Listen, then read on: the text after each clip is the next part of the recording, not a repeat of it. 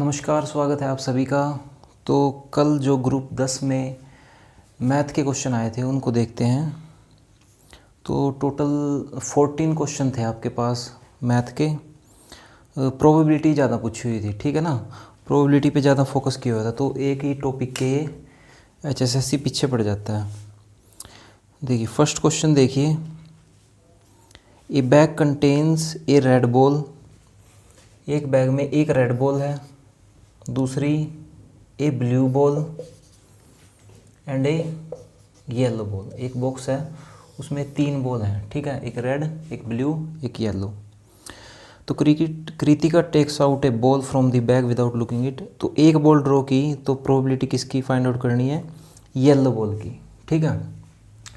तो प्रोबेबिलिटी हम कैसे कैलकुलेट करते हैं? प्रोबेबिलिटी का एक ही फॉर्मूला है, डिवाइड में तो आएगा टोटल, ठीक है, डिवाइड में आएगा टोटल और ऊपर आएगा जो पूछा हुआ है, ठीक है, पूछ क्या रखा है।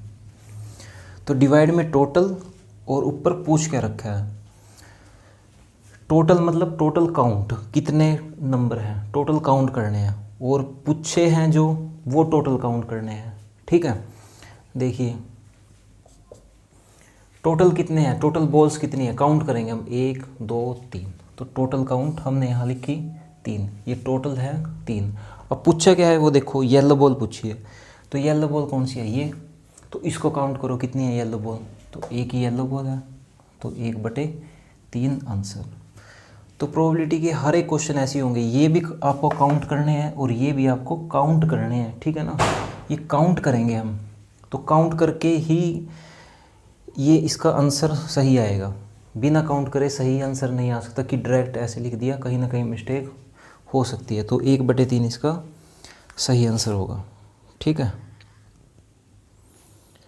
तो नेक्स्ट क्वेश्चन देखिए,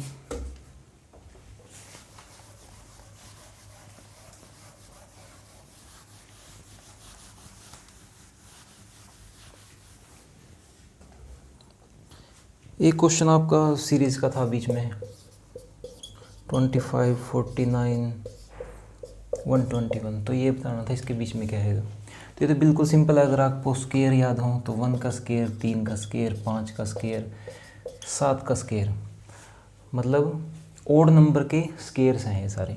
एक एक छोड़ के, एक के बाद 2 को छोड़ के 3, फिर 4 को छोड़ के 5, 6 को छोड़ के 7 और 8 को छोड़ के 9। तो इसका आंसर आएगा 49, ओ सॉरी 81, ठीक है। 9 का स्केयर 81, तो 81 आपका सही आंसर।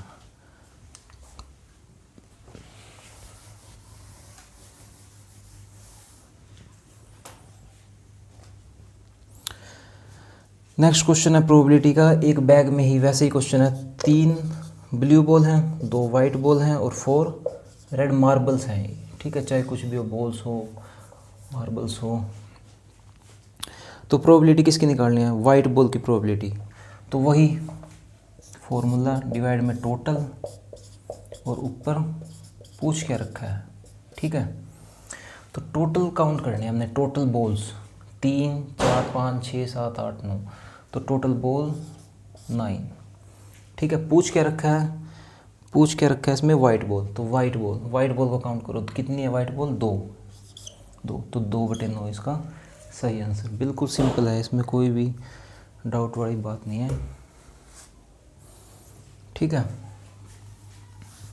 तो नीचे टोटल, ऊपर पूछ के रखा है, लेकिन वो करने हैं आपको काउंट कि बॉल्स एक्चुअली में कितनी है, वो काउंट करनी है आपको। कभी भी क्वेश्चन गलत नहीं होगा। अगला क्वेश्चन है, टॉसिंग ए कॉइन 1000 टाइम्स। एक बार एक कॉइन को 1000 बार जो है टॉस किया हमने, 1 2 3, 1000 बार उसको टॉस किया। तो हेड कितनी बार आया? 1000 में से जो हेड है और जो टेल है, ये तो हेड आएगा, ये टेल आएगा, टॉस करेंगे। तो हेड आया 1000 में से, हेड आया 455 बार और जो टेल आया 545 बार, ठीक है। तो प्रोबेबिलिटी किसकी निकालनी है? हेड की। तो वही प्रोबेबिलिटी, डिवाइड में टोटल, टोटल क्या है? 1000 बार टॉस किया। पूछ क्या रखा है? हेड की प्रोबेबिलिटी, हेड कितनी बार आया, 455 बार काउंट किया, 455, तो 455 बाय 1000 इसका आंसर होगा। देखिए कट भी सकते हैं लेकिन आंसर इसी में ही दिया हुआ है इन्होंने, 455 बाय 1000। ठीक है,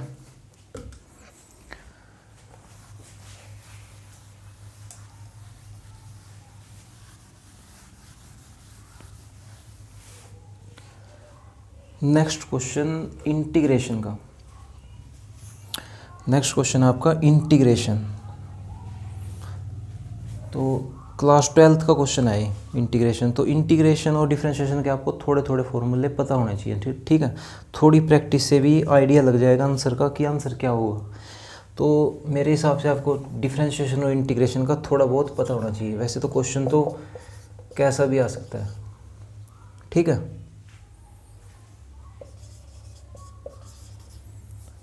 dy बाई डी एक्स आपको कैलकुलेट करना है। डिफरेंशिएशन का क्वेश्चन है, तो कैसे करोगे? अगर ये पावर हो x की, x में ही पावर हो तो दोनों तरफ log ले लेंगे हम, दोनों तरफ log ले लिया। log की प्रॉपर्टी है उसकी पावर हो तो नीचे आ जाती है। ठीक है, पावर इसकी x माइनस वाई है तो ये भी आ जाएगी नीचे। log e की वैल्यू याद रखो, log e की वैल्यू 1 डायरेक्ट, तो log e की वैल्यू 1। तो ये जो पावर्स में थी ये सिंपल इक्वेशन में आ गई। अब इसको हम डिफरेंशिएट कर सकते हैं। एक चीज़ और कर लो उससे पहले, ये तो इसको भी डिफरेंशिएट कर सकते हैं हम सारी को, प्लस वाई इधर ले आओ क्योंकि यहाँ से वाई दोनों में कॉमन आ जाएगा, और y is equal to x by 1 by log of x। तो y की वैल्यू आई, y का फंक्शन आया x, y का फंक्शन x में आ गया x by 1 by log x। अब इसकी डिफरेंशिएशन करनी है तो dy बाई डी एक्स निकालना है, तो दोनों तरफ डिफरेंशिएशन कर दो। देखिए किसके रिस्पेक्ट में, x के रिस्पेक्ट में। y को डिफरेंशिएट करना है x के रिस्पेक्ट में, तो y को डिफरेंशिएट करो x के रिस्पेक्ट में, और इस साइड भी ऐसे ही x के रिस्पेक्ट में हमने डिफरेंशिएट कर लिया। ठीक है, तो ये आया dy बाई डी एक्स की वैल्यू ये आ गई। अब इसकी डिफरेंशिएशन करेंगे। इसकी डिफरेंशिएशन कैसे होगी, देखो dy by d x is equal to, इसमें लगेगा u बाई वी का फॉर्मूला, u बाई वी का फॉर्मूला। तो डिफरेंशिएशन का एक फॉर्मूला है u बाई वी। अगर हम डिफरेंशिएशन कर रहे हैं किसी की भी, दो फंक्शन है उसमें, एक फंक्शन ऊपर है एक फंक्शन नीचे है, x, एक फंक्शन ऊपर भी x का फंक्शन है और नीचे भी x का फंक्शन है। ऊपर फंक्शन है x और नीचे फंक्शन है 1 प्लस log x, तो दोनों x के ही फंक्शन है u v। तो नीचे वाले का स्केयर और ये u v as it is, u की डिफरेंशिएशन माइनस अभी u एज इट इज़ और v की डिफरेंशिएशन। देखिए कैसे, यहाँ है आपके पास x by 1 by log x, चाहे फॉर्मूला भी याद ना करूँ, इसका नीचे वाले का स्केयर, नीचे वाले का स्केयर। ठीक है, अब ये नीचे वाला यहाँ एज इट इज़ लिखो इसको नीचे वाले को। ठीक है, नीचे वाले का स्केयर, ऊपर नीचे वाला एज इट इज़। अब x की डिफरेंशिएशन, ऊपर क्या है, ऊपर वाले की डिफरेंशिएशन, ऊपर है x, बीच में आएगा माइनस। ठीक, अब दूसरे वाले की डिफरेंशिएशन, अब डिफरेंशिएशन करो, या पहले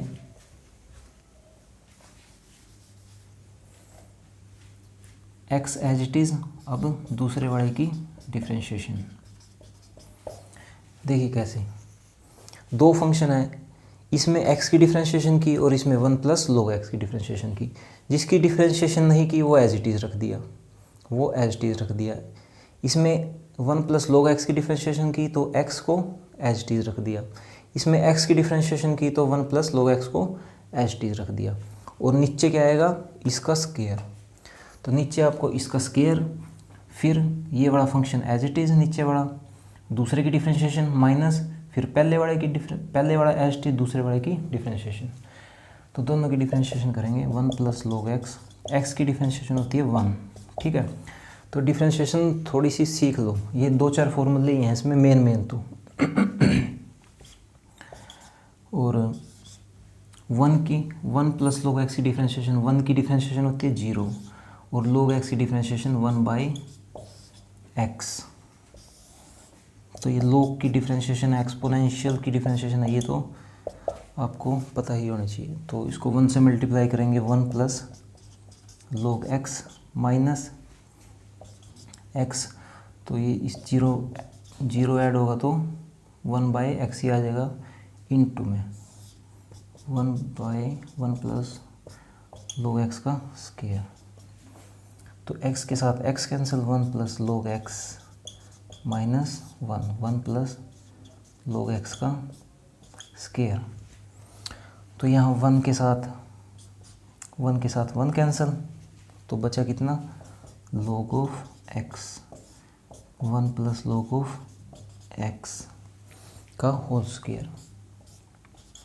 तो dy/d की वैल्यू आई, dy/dx की वैल्यू आई आपकी log x/1 plus log x का होल स्क्वायर, ठीक है।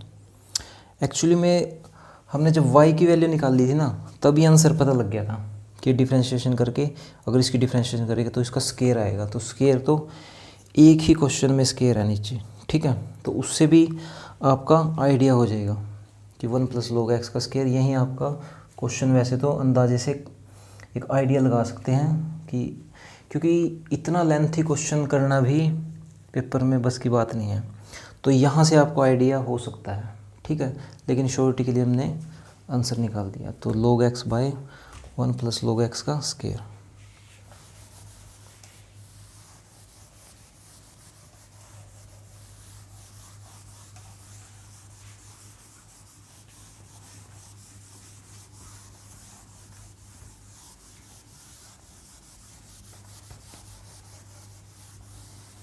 तो 12th क्लास में डिफ्रेंशिएशन भी है और इंटीग्रेशन भी, तो वो आपको ज़रूर करने चाहिए।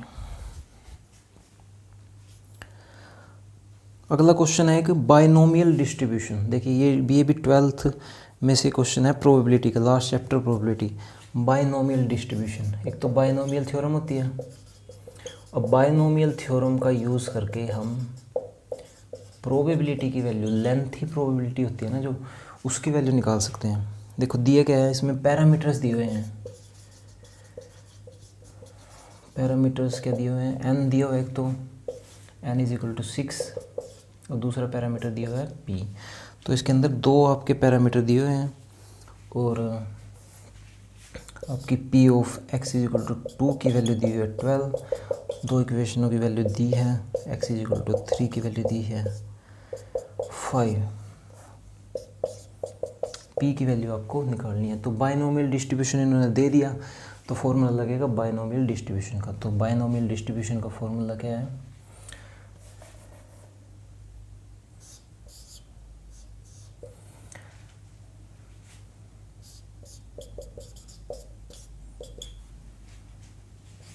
प्रोबेबिलिटी कैसे निकालेंगे, ठीक है। बाइनोमियल डिस्ट्रीब्यूशन की प्रोबेबिलिटी का फॉर्मूला, तो प्रोबेबिलिटी कैसे निकालेंगे, NCX P Q X N minus X, बस ये बाइनोमियल डिस्ट्रीब्यूशन की प्रोबेबिलिटी का फॉर्मूला लगेगा, ठीक है। इसमें 2 इक्वेशन दिए हैं, दोनों इक्वेशनों में वैल्यू पुट करेंगे, 2 इक्वेशन बनेंगे, उनको सोल्व करके P की वैल्यू आएगी, ठीक है। अब जैसे आपके पास बाइनोमियल थ्योरम में टर्म का फॉर्मूला होता है, उसी जैसा फॉर्मूला है, ठीक है ना। यहाँ R आ जाएगा, इसमें भी R मान सकते हैं आप, R NCR P Q, ये फर्स्ट टर्म सेकंड टर्म, और P की पावर जो नीचे है X, और Q की पावर आएगी N माइनस X, इसमें से ये माइनस करके N माइनस X, ये आपकी निकल जाएगी प्रोबेबिलिटी बाइनोमियल डिस्ट्रीब्यूशन से। तो इसमें सिर्फ आपको वैल्यू पुट करनी है, लेकिन इसमें एक छोटी सी बात ध्यान रखनी है आपको, P प्लस Q की वैल्यू क्या होती है, 1, P प्लस Q की वैल्यू 1। तो ये फॉर्मूला आपका यूज़ होगा, P प्लस Q की वैल्यू 1। ये P क्या है, प्रोबेबिलिटी, एक्चुअल प्रोबेबिलिटी ये है हमारी, इसको हम कैपिटल P से भी रिप्रेजेंट कर सकते हैं। तो यही हमने निकालना है यहाँ, कैपिटल पी की वैल्यू निकालनी है, क्योंकि हमारे पास दो पैरामीटर हैं एन और पी। एक तो ये पैरामीटर होता है और ये एक पैरामीटर ये होता है। तो बाइनोमियल डिस्ट्रीब्यूशन में एक एन पैरामीटर और एक पी पैरामीटर, इसके अंदर दो पैरामीटर होते हैं, ठीक है। तो पी एक्चुअली में क्या है, प्रोबेबिलिटी की वैल्यू, एक्चुअल प्रोबेबिलिटी की। ये सक्सेस की वैल्यू है ये, मतलब सक्सेस कितनी बार मिली, सक्सेस उतनी बार मिलेगी जो प्रोबेबिलिटी होगी जिसको हम लेना चाहते हैं, ठीक है। और ये फेलर की, ये सक्सेस की, ये फेलर की। तो सक्सेस और फेलर अगर जोड़ेंगे तो प्रोबेबिलिटी की वैल्यू 1, तो क्यों टोटल प्रोबेबिलिटी की वैल्यू 1 होती है। अब इसमें इसको पुट करेंगे p = x = 2। अगर लिया हमने 2, n की वैल्यू गिवन है 6, अगर x को लिया हमने 2 तो x = 2, p के वैसे ही रहेगा, p की वैल्यू हमारे पास है नहीं, तो x 2 और 6 - 4, 6 - 2। एक आई आपके पास ये दूसरी x = 3, और ये किसके बराबर गिवन है, 12 के, ये बराबर है 12 के। अब 3 की वैल्यू x की जगह 3 पुट कर देंगे, 3 6 - 3 = 5। तो आपके पास ये दो इक्वेशन आ गई। अब इनको सोल्व करके और एक इस फॉर्मूले को सोल्व करके p + क्यू = 1, क्योंकि आपके पास p और क्यू में दो ही वेरिएबल हैं और दो ही इक्वेशन हैं। p और क्यू में दो इक्वेशन आ गई, तो आप इजीली सोल्व कर सकते हैं, चाहे जैसे भी करें ये सोल्व हो सकती है p और क्यू की वैल्यू, ठीक है। अब देखिए 6c2 की वैल्यू निकालिए, 6c2, ये काम करो, इसको इससे डिवाइड कर दो, ठीक है। इसको हमने इस इक्वेशन को इस इक्वेशन से डिवाइड कर दिया।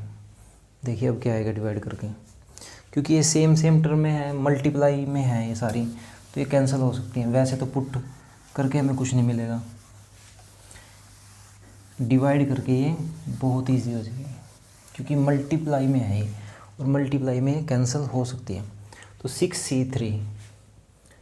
6c3 को 6 फैक्टोरियल अपॉन 2 फैक्टोरियल और 6 - 2 फैक्टोरियल इंटू 4 फैक्टोरियल, क्योंकि NCR का फॉर्मूला आपके पास क्या है, NCR का n फैक्टोरियल, जो ऊपर है उसका फैक्टोरियल, नीचे जो है नीचे का बड़े का फैक्टोरियल, और नीचे n - r फैक्टोरियल।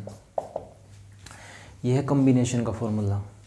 तो ये फॉर्मूला हमने यहाँ लगा दिया, p का स्क्वायर क्यू 6 - 2 4, क्यू की 4 डिवाइड में, ऐसे ही 6c3 में जो ऊपर है ऊपर लिख दिया, जो नीचे है वो नीचे, और नीचे एक बार लिख दिया 6 में से 3 माइनस करके डायरेक्ट 3 फैक्टोरियल, ठीक।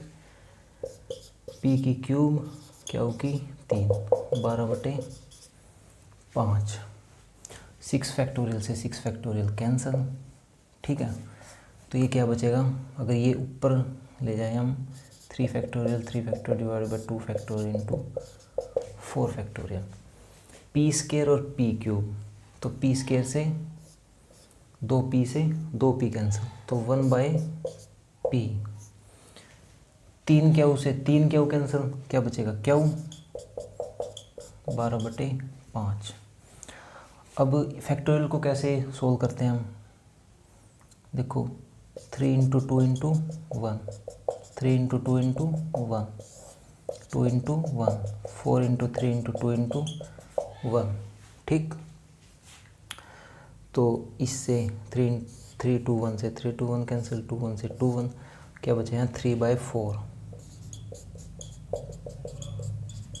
3/4 q/p = 12/5, और q/p आ जाएगा 12/5 इंटू 4/3, 3 चौके 12, 16/5। तो q/p की वैल्यू आपके पास आई 16/5। अब वैल्यू किसकी निकालनी है, p की। तो हमें पता है p + q = 1, तो q की वैल्यू यहाँ पुट कर देंगे 1 - p, q की वैल्यू इसमें 1 पुट कर दी 1 - p। अब cross multiply, 1 - p = 16, p, 5 minus 5p is equal to 16p, और 5 is equal to 16p plus 5p, 5 is equal to 21p, और p इज इक्वल टू 5/21। तो स्मॉल p ही जो है हमारा कैपिटल P बोल सकते हैं। ठीक है, तो ये आपका फाइनल आंसर है। तो 2 इक्वेशन बनेगी। लेंथी क्वेश्चन है, बहुत लेंथी क्वेश्चन है, ठीक है ना। लेकिन अगर आपको पहले आपने क्वेश्चन किया हुआ है तो सिर्फ 2-4 मिनट ही लगेंगे इसमें, ठीक है ना। वैसे क्वेश्चन ये लेंथी है। तो 5/21 इसका सही आंसर है।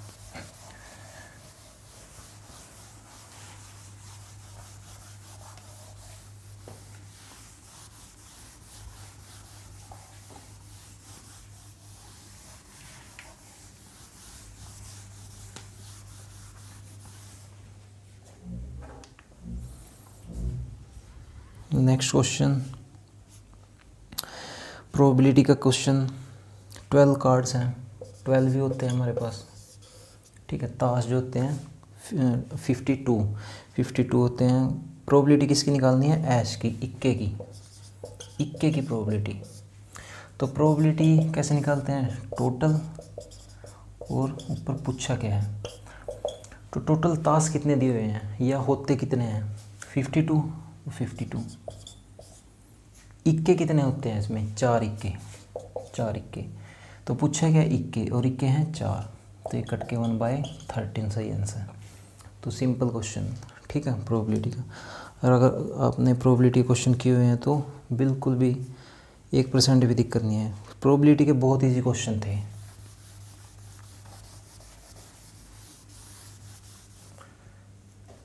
नेक्स्ट क्वेश्चन, हेड की प्रोबेबिलिटी निकालनी है। एक कॉइन को टॉस किया हमने, तो एक कॉइन को जब टॉस करेंगे या तो उसमें हेड आ सकता है या फिर टेल आ सकता है। प्रोबेबिलिटी कैसे निकालते हैं? टोटल और ऊपर जो पूछा गया है।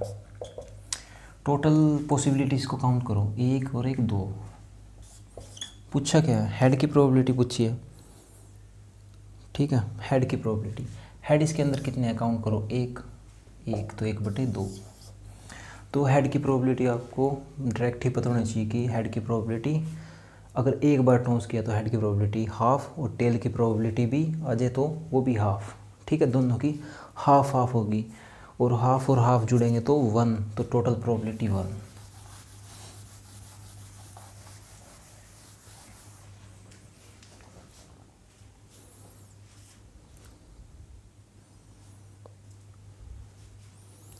नेक्स्ट क्वेश्चन, एक था मीन मोड मीडियन का भी आपको एक इक्वेशन पता होनी चाहिए। 29, 42, 53, x प्लस 2, 70, 75, 82, 93। मीडियन का फॉर्मूला लगेगा। मीडियन जो है 65, x की वैल्यू आपको निकालनी है, और ये गिवन है कि ये असेंडिंग ऑर्डर में है। मीन मोड मीडियन, मध्य बहुलक और माध्यिका। तो मीडियन कैसे निकालते हैं? मीडियन निकालने के लिए सबसे पहले असेंडिंग ऑर्डर में इसको लिखेंगे, और ये ऑलरेडी ही असेंडिंग ऑर्डर में लिखा हुआ है। सब असेंडिंग ऑर्डर का मतलब चढ़ाई करना, असेंडिंग, ठीक है। तो सबसे छोटा उससे बड़ा, उससे बड़ा, उससे बड़ा, सब इन्होंने पहले ही लिख दिया। अगर नहीं लिखा हुआ है तो लिखना पड़ेगा, ठीक है। तो मीडियन कैसे निकालते हैं? बीच वाली टर्म देखो, बीच वाली टर्म कौन सी है? 4 टर्म इधर ले ली और 4 टर्म ही इधर ले ली, तो बीच वाली तो कोई भी नहीं है। अगर 5 लें तो बीच में कुछ नहीं बचेगा, तो बीच वाली 2 ले लेंगे हम, ठीक है। बीच वाली 2 का एवरेज ही हमारा मीडियन है। तो बीच वाली 2 का मीडियन, ये है मीडियन का फॉर्मूला। अगर बीच में एक टर्म बच जाती तो वो ही मीडियन होता, ठीक है। तो 2x प्लस 2 = 2, x प्लस 1 इसका आंसर। तो मीडियन है x प्लस 1, और मीडियन कितना गिवन है? 65। तो x प्लस 1 को 65 के बराबर, और x = 64। तो x की वैल्यू निकालनी थी 64, तो डायरेक्ट 64 इसका सही आंसर, ठीक है। इजी क्वेश्चन था ये भी। बस आपको मीन मोड मीडियन निकालने आने चाहिए कि क्या होता है। मोड यानी कि बहुलक होता है जो सबसे ज़्यादा बार रिपीट हो रहा है, जिसकी फ्रीक्वेंसी सबसे ज़्यादा है। और मीन तो सीधा, मीन का मतलब तो एवरेज ही है, ठीक है, मध्य का मतलब एवरेज। नेक्स्ट क्वेश्चन देखिए, the total population of India is 1991 में इसकी पॉपुलेशन थी इतने मिलियन, ठीक है। 2001 में मतलब 10 साल बाद इसकी पॉपुलेशन हुई इतनी मिलियन। तो निकालना है कि 1996 में, मतलब बीच में 1996 में इसकी पॉपुलेशन कितनी थी। तो इसमें कुछ मतलब पर्टिकुलर चीज़ तो दी नहीं हुई हमें कि पर्टिकुलर ये कंपाउंड इंटरेस्ट का फॉर्मूला लगाएं कि आर इसमें सेम दे दिया कि सेम रेट से इंक्रीज़ हो रही है, या टाइम तो दिया हुआ है, ठीक है, टाइम तो दिया हुआ है, सेम रेट से इंक्रीज़ हुआ, तो ऐसा कुछ नहीं दिया हुआ, ठीक है। तो इसने सिर्फ 5 साल बाद पूछी है, इसने सिर्फ 5 साल, 10 साल बाद इतनी पॉपुलेशन होगी, तो मिलियन को तो छोड़ो आप। 1991 में 846 थी, 10 साल बाद 1027 होगी, तो 5 साल बाद, इसके बीच में 5 साल बाद कितनी होगी, तो देख लो इसके बीच की वैल्यू देख लो सीधा। तो इसमें से माइनस करेंगे, कितना आया, इसमें से माइनस करके 1 8 181 को 2 से डिवाइड कर दो, इनके बीच में कितनी वैल्यू है 181 डिफरेंस। तो 10 साल में कितनी बढ़ी, 10 साल में जो है कितनी बढ़ी, इतनी पॉपुलेशन इंक्रीज़ हुई। और तो 5 साल में कितनी इंक्रीज़ होगी, इसका हाफ, तो 5 साल में इसका हाफ इंक्रीज़ हुई, ठीक है, 90.5 इंक्रीज़ हुई। तो 5 साल में कितनी इंक्रीज़ हुई, और टोटल हो कितनी जाएगी 5 साल में, 846 प्लस 5 साल में जितनी इंक्रीज़ हुई 90.5, 5 6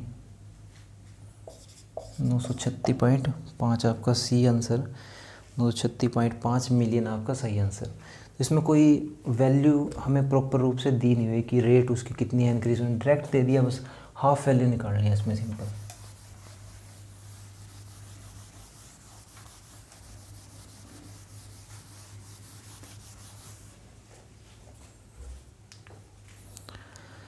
एक और क्वेश्चन इसी टाइप का था,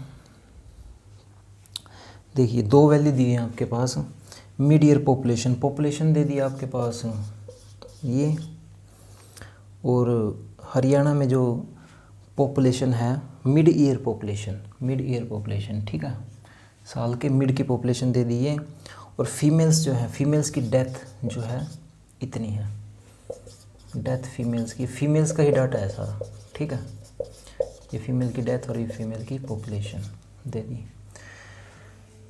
तो निकालना ये है कि कितनी डेथ हुई, कितनी पॉपुलेशन पे कितनी डेथ हुई, ठीक है, तो कितनी पॉपुलेशन पे कितनी डेथ हुई, तो इतनी डेथ हुई कितनी पॉपुलेशन पे इतनी पॉपुलेशन पे, तो ये आपका आंसर। लेकिन 1000 में दिया हुआ है कि 1000 पर पर्सन, 1000 पर्सन पे कितनी डेथ हुई या 10,000 पे कितनी हुई, तो हम 1000 लेकर देख लेते हैं, 1000 ले लेंगे क्योंकि उसमें 1000 दिए हुए, एक ऑप्शन में 10,000 है, 2 ऑप्शन में 10,000 है, तो 3 0 से 3 0 कैंसिल, 25 5 चौके 20 5 नहीं 45 49/5, तो 9.8 आ जाएगा आपका। तो 9.8 पर 1000 पर्सन्स, क्योंकि हमने 1000 पे ली, अगर 1000 पे नहीं लेते इंटू 1 था, 1 पे ले ली, ठीक है, मतलब 1 पे ले ली, मतलब ये 1 लिखने की ज़रूरत ही नहीं है, तो ये 1 पे थी वैल्यू, 1000 पे लेनी है तो 1000 से मल्टीप्लाई कर दो, ठीक है, तो 9.8 पर 1000 पर्सन्स पर एन्यूम अमंग फीमेल्स, ठीक है। तो कईयों ने तो इसको इससे डिवाइड किया होगा, ठीक है ना, वैसे आंसर नहीं आएगा इसका, एक तरह से ये परसेंटेज का ही क्वेश्चन है कि कितने परसेंट डेथ हुई, इतने पॉपुलेशन पे कितनी डेथ हुई। 2 प्लेयर्स हैं, Udbhavi and Pooja, plays tennis game. तो उद्भवी की विनिंग प्रोबेबिलिटी क्या दी हुई है, उद्भवी की विनिंग प्रोबेबिलिटी कितनी, प्रोबेबिलिटी ऑफ उद्भवी। तो निकालना क्या है, प्रोबेबिलिटी ऑफ पूजा के जीतने की प्रोबेबिलिटी, ठीक है। पूजा के जीतने की प्रोबेबिलिटी आपको कैलकुलेट करनी है, उद्भवी की जीतने की प्रोबेबिलिटी दी हुई है। तो उद्भवी की जीतने की प्रोबेबिलिटी ये है, उद्भवी की ना जीतने की प्रोबेबिलिटी क्या है, उद्भवी की ना जीतने की प्रोबेबिलिटी मतलब उद्भवी की हारने की प्रोबेबिलिटी कितनी है, 1 माइनस 0.62.38। तो उद्भवी की जीतने की प्रोबेबिलिटी 0.62, उद्भवी की हारने की प्रोबेबिलिटी 0.38। यानी कि उद्भवी की हारने की प्रोबेबिलिटी का मतलब ये है कि उद्भवी हार गई तो ये पूजा जीतेगी, तो पूजा की जीतने की ही प्रोबेबिलिटी निकालनी है, तो उसका आंसर होगा 0.38। नेक्स्ट क्वेश्चन देखिए, कंपाउंड इंटरेस्ट का क्वेश्चन है आपका। कंपाउंड इंटरेस्ट का फॉर्मूला A = P+1 + R/100⁻T। ये आपका कंपाउंड इंटरेस्ट का फॉर्मूला है टोटल अमाउंट का। P की वैल्यू कितनी दी हुई है, 12,000, और टाइम कितना है, 1.5 ईयर। 1.5 ईयर का मतलब 15/10 आ जाएगा, 3/2 ईयर। इसको सही से फ्रैक्शन में हम लिख सकते हैं। आपका रेट क्या दी हुई है, 10% रेट, लेकिन कंपाउंडेड हाफ ईयरली। दिक्कत सारी यहाँ है, कंपाउंडेड हाफ ईयरली, आधे साल के बाद इंटरेस्ट लगेगा हाफ ईयर के बाद। तो एनुअली निकालना है, तो एक साल में कितने हाफ ईयर होंगे, एक साल में 2 हाफ ईयर, ठीक है, क्योंकि पूरे साल का लेके चलना है। अब ये जो 2 आया इसको T से ही मल्टीप्लाई करना है, और T से ही 2 से ही मल्टीप्लाई करना है, और 2 से ही आपको डिवाइड करना है, ठीक है। तो ये आया 3 और ये आया 5, तो T आया 3 और R आया 5, तो ये आपकी सही वैल्यू होगी, ठीक है। तो एक साल में जितने भी होंगे, जो पूछा है जितने होंगे, उस फैक्टर से T से मल्टीप्लाई और R से डिवाइड आपको करने हैं, ठीक है। तो इसका मतलब T आया 3 और R आया आपके पास 5। ये 12,000 गिवन है P, R आया आपके पास 5, T है आपके पास 3, तो 12,000 ये कट के आपका 20 आ जाएगा, 1 + 1/20, और ये आ जाएगा 21/20 का क्यूब, 21/20 का 21/20, 21/20। 3 0 से आपकी 3 0 कैंसिल, 2 छिक्के 12, 2 तिये 6, तो 3 × 21 × 21 × 20 1/2। 21 का क्यूब अगर आपको पता हो, 9261, ये चीज़ें आपको डायरेक्ट पता होनी चाहिए। तो इसको 3 से मल्टीप्लाई करेंगे, 3 18 7 27/2। इसको अगर सोल्व करेंगे तो 2 2 3 6 16 2 9 18 2 1 2.5। तो ये आपका सही आंसर, तो 13,891.50 आपका सही आंसर होगा। सिर्फ आपको वो फैक्टर देखना है जिसको आपको T से मल्टीप्लाई करना पड़ेगा और R से डिवाइड करना पड़ेगा। क्वार्टरली भी आ सकता है, या फिर एक साल में 4 महीने 3 महीने जितने भी आ सकते हैं, ठीक है ना। आपको फैक्टर देखना पड़ेगा, क्योंकि हमने निकालना है एनुअली ही निकालना है, एनुअली हमें फाइंड आउट करना है। काव्य एंड विद्या का सेम बर्थडे किस दिन होगा, उसकी प्रोबेबिलिटी फाइंड आउट करनी है। तो देखो प्रोबेबिलिटी कैसे फाइंड आउट करेंगे, फॉर्मूला वही लिखना पड़ेगा, टोटल और ऊपर जो पूछा गया है। अब एक साल में कितने दिन होंगे, 365 भी हो सकते हैं, 366 भी हो सकते हैं।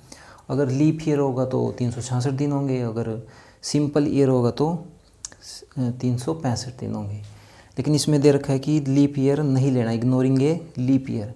तो कितने दिन बच गए? 365। तो टोटल दिन जो हमें काउंटिंग है वो 365। अब बर्थडे साल में कितनी बार होता है? एक बार, ठीक है। 2 बार तो हो नहीं सकता, 3 बार भी नहीं हो सकता। एक बार बर्थडे होगा और दोनों का दिन सेम ही दिन होगा, यानी कि वो एक ही दिन होगा 365 में से जिस दिन पे दोनों का बर्थडे सेम आएगा, तो वो एक ही दिन होगा। इसका मतलब 1/365 इसका फाइनल आंसर, ठीक है। तो ये आपके टोटल 14 क्वेश्चन थे। उम्मीद करता हूँ ये वीडियो आपको पसंद आई होगी। धन्यवाद।